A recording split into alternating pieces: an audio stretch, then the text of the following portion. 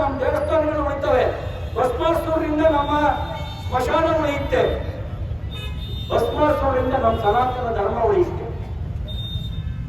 ನೋಡಿ, ನಾನು ಕೆಲವು ಸಂಗತಿಯನ್ನ ಮಾತಾಡಿದ್ರೆ ಸಿಟಿಗಳು ಕೋಮುವಾದಿ ಅಂತ ಹೇಳ್ತಾರೆ. ಆದ್ರೆ ಅಂಬೇಡ್ಕರ್ ಅವರು ತಮ್ಮ ಥಾಟ್ಸ್ ಆಫ್ ಪಾಕಿಸ್ತಾನ ಅನ್ನುವಂಥ ಒಂದು ಪುಸ್ತಕದಲ್ಲಿ, ಅಂಬೇಡ್ಕರ್ ಅವರೇ ಬರೆದಂತ ಥಾಟ್ಸ್ ಆಫ್ ಪಾಕಿಸ್ತಾನ ಅನ್ನುವಂಥ ಒಂದು ಪುಸ್ತಕದಲ್ಲಿ ಇಸ್ಲಾಂ ಅಂದ್ರೆ ಏನು, ಇಸ್ಲಾಂ ಮಾನಸಿಕತೆ ಹೇಗೆ ಕೆಲಸ ಮಾಡುತ್ತೆ ಅನ್ನೋದನ್ನ ಏಳೆಯಾಗಿ ವಿವರಿಸಿದ್ದಾರೆ. ಇಸ್ಲಾಂ ಅಂದ್ರೆ ಇಂಟಾಲರೆನ್ಸ್. ನನ್ನ ಮಾತಲ್ಲ ಇದು, ಅಂಬೇಡ್ಕರ್ ಅವರು ಹೇಳಿದ್ದು. ಅಲ್ಲಿಗೆ ಕೋಮುವಾದಿ ಅಂತ ಅಂದ್ರೆ ರವೀಂದ್ರ ಮಾತ್ರ ಕೋಮುವಾದಿ ಅಂದ್ರೆ ಸಾಧು. ಅವ್ರು ಅಂಬೇಡ್ಕರ್ ಅವ್ರನ್ನು ಕೋಮುವಾದಿ ಅಂತ ಹೇಳ್ಬೇಕಾಗತ್ತೆ. ಯಾಕೆಂದ್ರೆ ಸತ್ಯ ಹೇಳಿದವರೆಲ್ಲರೂ ಕೆಲವರ ದೃಷ್ಟಿಯಲ್ಲಿ ಕೋಮುವಾದಿಗಳಾಗಿ ಕಾಣ್ತಾರೆ. ಥಾಟ್ಸ್ ಆಫ್ ಪಾಕಿಸ್ತಾನ್ನಲ್ಲಿ ಅಂಬೇಡ್ಕರ್ ಹೇಳ್ತಾರೆ, ಇಸ್ಲಾಂ ಅಂದ್ರೆ ಇಂಟಾಲರೆನ್ಸ್, ಇಸ್ಲಾಂನಲ್ಲಿ ಸಮಾನತೆ ಇಲ್ಲ, ಮಹಿಳೆಯರಿಗೆ ಸ್ವಾತಂತ್ರ್ಯ ಇಲ್ಲ, ಬುರ್ಕಾ ಅನ್ನೋದು ಗುಲಾಮಗಿರಿಯ ಸಂಕೇತ. ಇದು ನಾನು ಹೇಳಿದ ಮಾತಲ್ಲ, ಅಂಬೇಡ್ಕರ್ ಅವರು ಹೇಳಿದ ಮಾತು. ಇಸ್ಲಾಂನಲ್ಲಿ ಬ್ರದರ್ಹುಡ್ ಇದೆ, it is not A all of man kind. ಇದು ಎಲ್ಲ ಮಾನವರನ್ನ ಸಹೋದರರು ಅಂತ ಭಾವಿಸೋದಿಲ್ಲ, ಕೇವಲ ಮುಸಲ್ಮಾನರನ್ನು ಮಾತ್ರ ಅಂತ. ನನ್ ಸ್ವಲ್ಪ ಡಿಸ್ಪ್ಯೂಟ್ ಇದೆ. ಬರೇ ಮುಸಲ್ಮಾನರನ್ನು ಮಾತ್ರ ಸಹೋದರರು ಅಂತ ಭಾವಿಸೋದಾಗಿದ್ರೆ, ನಿನ್ನೆ ಅಲ್ಲ ಮೊನ್ನೆ ಪಾಕಿಸ್ತಾನದಲ್ಲಿ ಬಾಂಬ್ ಸ್ಫೋಟ ಆಗಿ 50ಕ್ಕೂ ಹೆಚ್ಚು ಜನ ಸಿಯಾ ಮುಸ್ಲಿಮರನ್ನ ಕೊಂದರು. ಸಿಯಾ ಮುಸ್ಲಿಮು ಹೇಳೋದು ಅಲ್ಲಾಹು ಅಕ್ಬರ್ ಅಂತ, ಅವರಿಗೆ ಹೇಳೋದು ಅದೇ ಮೊಹಮ್ಮದ್ ಪೈಗಂಬರು. ಅವರು ದಿನನಿತ್ಯ ಮಾಡೋದು ನಮಾಜಿನೇ, ಹೋಗೋದು ಮಸೀದಿಗೆನೆ, ಓದೋದು ಕುರಾನನ್ನೇ. ಆದ್ರೂ ಅವ್ರನ್ನ ಕೊಂದವರು ಕೂಡ ಮುಸಲ್ಮಾನರು, ಸತ್ತವರು ಮುಸಲ್ಮಾನರು. ಹಾಗಿದ್ರೆ ಅವರೆಲ್ಲ ಬೇರೆನಾ? ಹೇಳ್ತಾರೆ ಶಾಂತಿಗಾಗಿ ಇಸ್ಲಾಂ ಅಂತ. ನಮ್ಮ ಬಹಳ ಜನ ಸ್ವಾಮೀಜಿಗಳು ಕೂಡ ಹಾಗೆ ಹೇಳೋದನ್ನು ನಾವು ಕೇಳಿದ್ದೇವೆ. ಎಲ್ಲ ಧರ್ಮಗಳು ಒಂದೇ, ಜಗತ್ತಿಗಿರೋ ಧರ್ಮ ಎಲ್ಲ ಒಂದೇನೆ, ಆದ್ರೆ ಎಲ್ಲ ಮತಗಳು ಒಂದಲ್ಲ.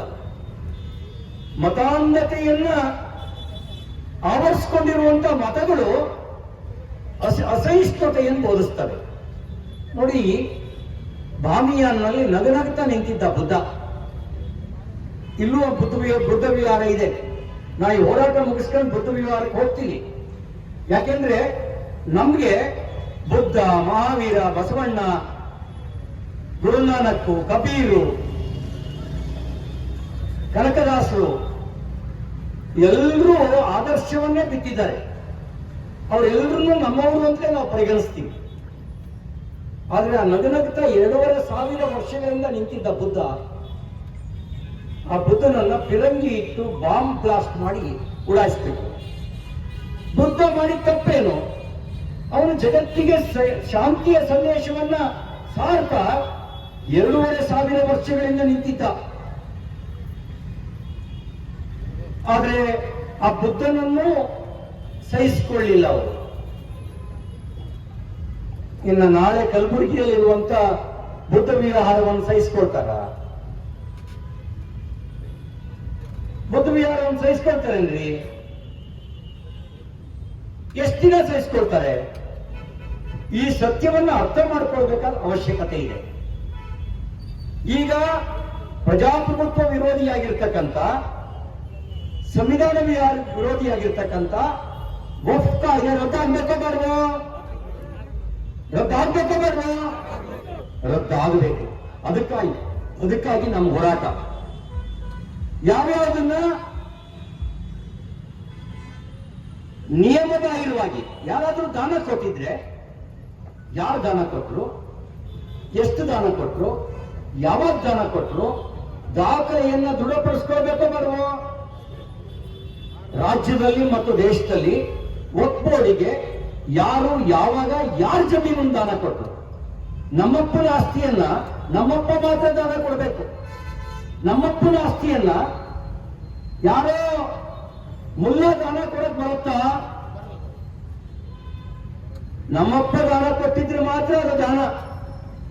ಆಸ್ತಿ ನಮ್ಮಪ್ಪಂದು, ದಾನ ಕೊಟ್ಟವನು ಮುಲ್ಲ ಅಂತ ಕಳ್ಳ ದಾಖಲೆ ಕ್ರಿಯೇಟ್ ಮಾಡಿದ್ದಾರೆ. ಕಳ್ಳ ದಾಖಲೆ ಒಪ್ಕೊಳ್ಳೋಕ್ಕಾಗುತ್ತಾ? ಇದೆಲ್ಲದರ ಪರಿಶೀಲನೆ ಆಗಬೇಕು. ನ್ಯಾಯಯುತವಾಗಿ ದಾನದ ಮೂಲಕ ಬಂದಿದ್ದು ಮಾತ್ರ ವಕ್ಫ್ ಬೋರ್ಡಿನ ಆಸ್ತಿ. ಇನ್ನು ಕೆಲವು ಕಡೆ ಏನ್ ಮಾಡಿದ್ದಾರೆ ಅಂದ್ರೆ, ಚಿಕ್ಕಮಗಳೂರಿನಲ್ಲಿ ತಾಲೂಕು ಕಚೇರಿ ಎದುರುಗಡೆ ಒಂದು ಬರಾ ಮಕಾನ್ ಅಂತ ಒಂದು ದರ್ಗಾ ಇದೆ. ಸರ್ಕಾರಿ ದಾಖಲೆಯಲ್ಲಿ ಅವರಿಗಿರೋದು 18x89, ಅಂದ್ರೆ 1700 ಅಡಿಗಿಂತ ಕಡಿಮೆ. ಬೇಲಿ ಹಾಕೊಂಡಿರೋದು 1.5 ಎಕರೆಗೆ. ನಮ್ದು ಅಂತ ಹೇಳ್ತಿರೋದು 3.5 ಎಕರೆನ. ಒಪ್ಕೊಳಕ್ಕಾಗುತ್ತಾ? ಒಪ್ಕೊಳ್ತೀರಾ? ಇವರಿಗೆ 10x10 ಎಲ್ಲ ಒಂದ್ ಕಡೆ ಇದೆ, ಆದ್ರೆ ಈಗ ನಮ್ಮದು ಅಂತ ಹೇಳ್ತಿರೋದು ಸುತ್ತಮುತ್ತ ಇರುವ 16 ಎಕರೆನ. ಒಪ್ಕೊಳಕ್ಕಾಗುತ್ತಾ? ಇದೆಲ್ಲದರ ಪರಿಶೀಲನೆ ಆಗಬೇಕು. ಹಾಗಾಗಿ ಈ ವಕ್ಫ್ ಕಾಯ್ದೆ ರದ್ದಾಗಬೇಕು. ರದ್ದಾಗುವವರೆಗೂ ನಮ್ಮ ಹೋರಾಟ ನಿಲ್ಲಲ್ಲ. ಈ ಧರಣಿಯನ್ನು ಮತ್ತೆ ನಿಲ್ಲಿಸ್ತೇವೆ, ಜನಜಾಗೃತಿಯನ್ನು ಮುಂದುವರಿಸ್ತೇವೆ. ಒಂದು ಸತ್ಯವನ್ನ ಅರ್ಥ ಮಾಡ್ಕೊಳ್ಳಿ, ಭಾರತೀಯರು ಭಾವಿಸುವ ಧರ್ಮ ಇಸ್ಲಾಂನಲ್ಲಿ ಇಲ್ಲ. ಭಾರತೀಯರು ಹೇಳ್ತೇವೆ ತನ್ನಂತೆ ಪರರ ಬಗೆಗಳೇ ಕೈಲಾಸ ಅಂತ.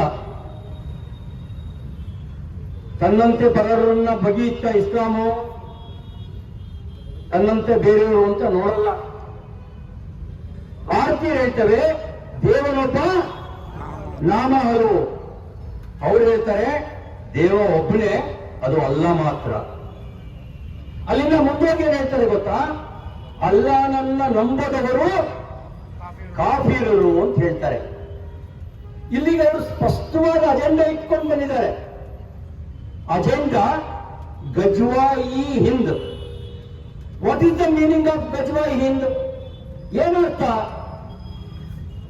ಅಖಂಡ ಭಾರತವನ್ನು ಇಸ್ಲಾಮೀಕರಣ ಮಾಡುವ ಅಜೆಂಡಾ ಇಟ್ಕೊಂಡು ಇಲ್ಲಿಗೆ ಬಂದರು. ಅಜೆಂಡಾವನ್ನ ಅವರ ಅಧಿಕಾರ ಬಲ ಇದ್ದಾಗ ಜಜಿಯಾ ತಲೆಗಂದಾಯದ ಮೂಲಕ, ಅತ್ಯಾಚಾರದ ಮೂಲಕ, ಕೊಲೆ ಸುಲಿಗೆಯ ಮೂಲಕ ಅಜೆಂಡಾವನ್ನ ಮುಂದುವರಿಸಿದ್ರು. ಅಧಿಕಾರ ಇಲ್ಲದ ಸಂದರ್ಭದಲ್ಲಿ ಈ ರೀತಿ ಅಧಿಕಾರಸ್ಥರನ್ನು ಬಳಸಿಕೊಂಡು ವೋಟ್ ಜಿಹಾದಿನ ಮೂಲಕ ಒತ್ತಡ ತಂತ್ರವನ್ನ ಅನುಸರಿಸಿ ಗಜ್ವಾ-ಇ ಹಿಂದ್ ಅನ್ನುವಂತ ಅಜೆಂಡಾವನ್ನ ಮುಂದುವರಿಸ್ತಾ ಇದ್ದಾರೆ. ಈಗೆಷ್ಟು ಭಾರತ ಇದೆಯೋ ಅದಕ್ಕಿಂತ ದೊಡ್ಡ ಭಾರತದ ಬಹುಭಾಗವನ್ನ ನಾವು ಕಳ್ಕೊಂಡಿದ್ದೇವೆ. ಯಾವುದನ್ನು ಕಳ್ಕೊಂಡ್ವಿ? ಅಗ್ನಿಯ ಆರಾಧಕರಾಗಿದ್ದಂತ ಪಾರ್ಸಿಗಳು, ಅವರ ನೆಲ ಪರ್ಷಿಯಾ. ಇವತ್ತು ಇಸ್ಲಾಮಿಕ್ ಕಂಟ್ರಿ, ಪಾರ್ಸಿಗಳು ಜೀವ ಕಳ್ಕೊಳ್ಬೇಕಾಯ್ತು, ಪಾರ್ಸಿಗಳು ಮತಾಂತರ ಆಗಬೇಕಾಯ್ತು, ಪಾರ್ಸಿಗಳು ದೇಶ ಬಿಟ್ಟು ಓಡಬರ್ಬೇಕಾಯ್ತು ಅಂತ ಬಂತು. ಇವತ್ತದು ಇರಾನ್. ಜಗತ್ತಿನ ಭೂಪಟದಲ್ಲಿ ಪಾರ್ಸಿ ಸಂಸ್ಕೃತಿ ಉಳಿದಿಲ್ಲ, ಸರ್ವಧರ್ಮ ಸಮಭಾವ ಸತ್ತೋಗಿದೆ. ಪಾರ್ಸಿಯರ ಆರಾಧ್ಯ ದೈವ ಪರ್ಷಿಯಾದಲ್ಲಿ ಇವತ್ತು ಓದಿಲ್ಲ.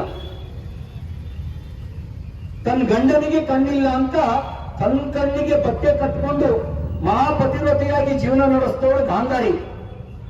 ಆಕೆಯ ತವರು ಮನೆ ಗಾಂಧಾರ ದೇಶ. ಒಂದ್ ಕಾಲದಲ್ಲಿ ಶಿವರಾತ್ರಿಯ ಸಂದರ್ಭದಲ್ಲಿ ಜಾಗರಣೆ ನಡೀತಿತ್ತು. ರಾಮನವಮಿಯ ದಿನ ಕೋಸಂಬರಿ ಪಾನಕ ಹಂಚ್ತಾ ಇದ್ರು. ಯುಗಾದಿ ಉತ್ಸವ ನಡೀತಿತ್ತು, ದೀಪಾವಳಿ ನಡೀತಿತ್ತು. ಈಗ ದೀಪಾವಳಿ ಇಲ್ಲ.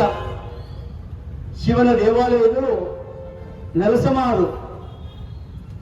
ಇವತ್ತು ಜಾಗತಿಕ ಭೂಪಟದಲ್ಲಿ ಗಾಂಧಾರ ಇಲ್ಲ, ಇರುವುದು ಆಫ್ಘಾನಿಸ್ತಾನ ಮಾತ್ರ. ಅಲ್ಲೂ ಕೂಡ ಸರ್ವಧರ್ಮ ಸಮಭಾವ ಸತ್ತು ಹೋಗಿದೆ. ಸಪ್ತ ನದಿಗಳ ಸ್ಮರಣೆ ಮಾಡ್ತೇವೆ.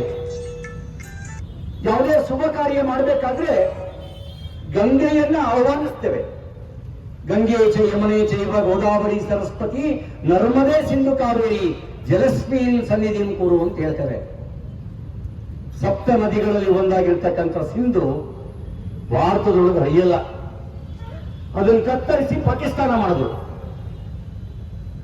ಕಾಶ್ಮೀರ ಕಣಿವೆಯಲ್ಲಿ ಮುಸಲ್ಮಾನ ಜನಸಂಖ್ಯೆ ಜಾಸ್ತಿ ಆಯಿತು. ಜಿಹಾದ್ ಮೂಲಕ ಕಾಶ್ಮೀರಿ ಪಂಡಿತರನ್ನ ಕಣಿವೆ ಬಿಟ್ಟು ಓಡಿಸಿದ್ರು. ಅವರು ನಿರಾಶ್ರಿತರಾಗಿ ದೆಹಲಿ ಮತ್ತು ಜಮ್ಮುವಿನ ಬೀದಿಗಳಲ್ಲಿ ಬದುಕಬೇಕಾದಂತ ದಾರುಣ ಸ್ಥಿತಿ ಇದೆ. ದುರ್ಗಾ ಪೂಜೆ ಮತ್ತು ಬಂಗಾಳ ಒಂದು ವಿಶೇಷತೆ. ಬಂಗಾಳದ ಮನೆ ಮನೆಯಲ್ಲಿ ಬೀದಿ ಬೀದಿಯಲ್ಲಿ ದುರ್ಗಾ ಪೂಜೆ ನಡೆಯುತ್ತೆ. ಚಿತ್ತೇಶ್ವರಿ, ಘಾಟೇಶ್ವರಿ ಶಕ್ತಿಪೀಠಗಳು ಬಂಗಾಳದಲ್ಲಿದೆ. ಬಂಗಾಳ ಕತ್ತರಿಸಿ ಯಾವಾಗ ಪೂರ್ವ ಪಾಕಿಸ್ತಾನ ಆಯಿತು, ಬಂಗಾಳ ಯಾವಾಗ ಬಾಂಗ್ಲಾದೇಶ ಆಯಿತು, ಇವತ್ತು ಮುಕ್ತವಾಗಿ ದುರ್ಗಾ ಪೂಜೆ ಮಾಡೋ ಸ್ಥಿತಿ ಬಾಂಗ್ಲಾದಲ್ಲಿ ಉಳಿದಿಲ್ಲ. ನೆನಪಿಟ್ಕೊಳ್ಳಿ, ನಮ್ಮ ಜನಸಂಖ್ಯೆ ಕುಸಿತಾ ಇದೆ. ನಮ್ಮಲ್ಲಿ ಬಹಳ ಜನರಿಗೆ ಮದುವೆನೇ ಬೇಡ, ಮದುವೆ ಆದ್ರೂ ಮಕ್ಕಳು ಬೇಡ, ಮಕ್ಕಳಾದ್ರೂ ಒಂದೇ ಸಾಕು. ಏನಾಗಬಹುದು ಭವಿಷ್ಯದ ಸ್ಥಿತಿ ಯೋಚನೆ ಮಾಡಿದೀವ? ಅಂಗೈ ಹುಂಡಿ ಕನ್ನಡಿ ಹಿಡಿಬೇಕಾ? ಇತಿಹಾಸದ ಚರಿತ್ರೆ ನಿಮ್ ಕಣ್ಣು ಮುಂದೆ ಹೇಳ್ತಾ ಇದೆ.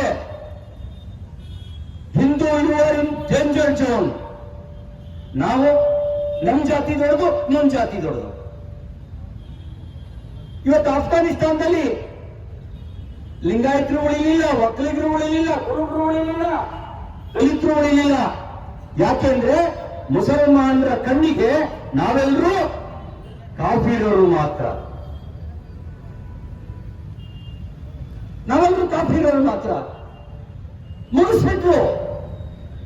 ಮತಾಂತರ ಅಥವಾ ಸಾವು ಎರಡು ಆಯ್ಕೆ ಕೊಟ್ಟರು. ಯಾರೋ 100ರಲ್ಲಿ ಒಬ್ಬ ಇಬ್ಬ ಸಾವನ್ನು ತಪ್ಪಿಸ್ಕೊಂಡು ಮತಾಂತರ ಆಗದೆ ಓಡ್ ಬಂದ. ನಾವೆಲ್ಲಿಗೆ ಹೋಗೋದು? ಎಲ್ಲಿಗೆ ಹೋಗೋದು? ಅವರೇನೋ ಇಲ್ಲಿಗೆ ಬಂದ್ರು, ನಾವೆಲ್ಲಿಗೆ ಹೋಗೋದು? ನಮ್ ಕೆಳಗಡೆ ಇರೋದು ಹಿಂದೂ ಮಹಾಸಾಗರ ಮಾತ್ರ. ಅದಕ್ಕೆ ನಾನು ಹೇಳ್ತೇನೆ, ಅಂಬೇಡ್ಕರ್ ಅವರು ಹೇಳಿದ ಥಾಟ್ಸ್ ಆಫ್ ಪಾಕಿಸ್ತಾನ ಅರ್ಥ ಮಾಡ್ಕೊಳ್ಳಿ. ನಾವು ಎದುರಿಸ್ಬೇಕು ಅವ್ರನ್ನ, ಬಿಡಿ ಬಿಡಿಯಾಗಲ್ಲ. ಅದಕ್ಕೆ ಪ್ರಧಾನಮಂತ್ರಿಗಳು ಹೇಳಿದ್ರು, ಏಕಾಯ್ತು ಸೇಫ್ ಹೇ, ಏಕಾಯ್ತು ಏಕಾಯ್ತು. ನಾವೆಲ್ಲ ಒಂದು, ನಾವೆಲ್ಲ ಹಿಂದೂ ಅನ್ನೋ ಭಾವದಿಂದ ಎದುರಿಸಬೇಕು. ಜಾತೀಯತೆ ಅಸ್ಪೃಶ್ಯತೆಯನ್ನ ದೂರ ಮಾಡಿ ಒಂದು ಅನ್ನೋ ಭಾವದಿಂದ ಎದುರಿಸಬೇಕು. ಒಂದಾಗಿ ಬದುಕಬೇಕು. ಹಾಗೆ ಬದುಕಿದ್ರೆ ಮಾತ್ರ. ನೋಡಿ, ವಿಧಾನಸೌಧ ನಮ್ದು ಅಂದಾಗಲೂ ನಮಗೇನು ಅನಿಸ್ತಾ ಇದ್ರೆ, ದೇವಸ್ಥಾನ ನಮ್ದು ಅಂದಾಗಲೂ ನಮ್ಗೇನು ಅನಿಸ್ತಾ ಇದ್ರೆ, ಮಠ ನಮ್ದು ಅಂದಾಗಲೂ ನಮ್ಗೇನು ಅನಿಸ್ತಾ ಇದ್ರೆ, ಸ್ಮಶಾನ ನಮ್ದು ಅಂದಾಗಲೂ ನಮ್ಗೇನು ಅನಿಸ್ತಾ ಇದ್ರೆ, ನಾಳೆ ಅನ್ನೋದು ನಮ್ಮ ಮನೆಗಳನ್ನ, ಇದು ನಮ್ದು ಅಂತ ಹೇಳೋದು ನಮ್ಮ ಮನೆಗಳನ್ನ, ನಾಳೆ ಹೇಳೋದು ನಮ್ಮ ತಾಯಂದರನ್ನ ಬಿಟ್ಕೊಳ್ಳೋ ನಡಿಗೆ ಅಂತ ಕೇಳಿದ್ರೆ ಬಿಟ್ಕೊಳ್ಳೋಕ್ ಬರುತ್ತಾ? ಅದಕ್ಕೆ ನಾನು ಹೇಳ್ತಾ ಇದ್ದೀನಿ, ಈ ತತ್ವವನ್ನ ಎದುರಿಸಬೇಕಾದ ಅವಶ್ಯಕತೆ ಇದೆ. ಅವ್ರು ಏನು ಅನ್ನೋದನ್ನ ಅರ್ಥ ಮಾಡ್ಕೊಳ್ಳದೆ ಇದ್ರೆ ಹಂಗೆ ಉಳಿದಿಲ್ರಿ. ನಂಬಿಕೆ ಕೆಡಬೇಡಿ. ರಜಾಕಾರರಿಂದ ಹೊರತ ತಿಂದಿದ್ದೀರಿ, ಇನ್ನೂ ಬುದ್ಧಿ ಬರ್ತಾ ಇದ್ರೆ. ಒಬ್ರು ದೊಡ್ಡ ದುಡಿಯಿಂದ ಹೇಳಿಕೆ ಕೊಟ್ಟಿದ್ದು ನಾನು ಗಮನಿಸಿದೆ. ನಮ್ಮ ಮೇಲೆ ದಾಳಿ ಮಾಡಿದ್ದು ರಜಾಕಾರರು, ಅವರು ಮುಸಲ್ಮಾನರು ಅಲ್ಲ. ಯಾವ ಹೆಸರಿಟ್ಕೊಂಡು ಅವ್ರು ಕೂಗ್ತಾ ಇದ್ರು ಗೊತ್ತಾ? ನಮ್ಮ ಮಸೀದಿಲಿ ಕೂಗ್ತಾರಲ್ಲ ಅಲ್ಲಾಹು ಅಕ್ಬರ್ ಅಂತ, ಅದನ್ನೇ ಕೂಗಿ ಬಂದು ನಿಮ್ಮನ್ನು ಬಡಿದಿತ್ತು, ಅದನ್ನೇ ಕೂಗಿ ಬಂದು ಕೊಲೆ ಮಾಡಿತ್ತು, ಅದನ್ನೇ ಕೂಗಿ ಬಂದು ನಮ್ಮನ್ನು ಲೂಟಿ ಮಾಡಿತ್ತು, ಮನೆ ಸುಟ್ಟಿತ್ತು, ಅದನ್ನೇ ಕೂಗಿ ಬಂದು, ಊರು ಸುಟ್ಟಿತ್ತು, ಅದನ್ನೇ ಕೂಗಿ ಬಂದು, ಅದನ್ನೇ ಕೂಗಿ ಬಾಮಿಯಾನ್ನಲ್ಲಿರುವ ಬುದ್ಧನನ್ನು ತಿರಂಗಿ ಇಟ್ಟು ಉಡಾಯಿಸಿತು. ನಾಳೆ ಕಲಬುರಗಿಯಲ್ಲಿರುವಂತ ಬುದ್ಧ ವಿಹಾರಕ್ಕೆ ಬಾಮಿಯಾನ್ನ ಬುದ್ಧನಿಗಾದ ಗತಿ ಬರಬಾರದು ಅಂತಿದ್ರೆ, ಈ ತರದ ವಿತಂಡವಾದದಿಂದ ಹೊರಗೆ ಬರಬೇಕು. ಪ್ರಿಯಾಂಕರ್ಗೆ ಸಾಹೇಬ್ರೆ, ಸತ್ಯವನ್ನ ಹೇಳೋ, ಧೈರ್ಯ ತೋರಿಸಿ. ಇವತ್ತು ಚುನಾವಣೆಯಲ್ಲಿ ಸೋಲು ಬರ್ಬೋದು, ಆದರೆ ಮುಂದೊಂದು ದಿನ ನಾವು ಸಾಯೋದು ತಪ್ಪುತ್ತೆ.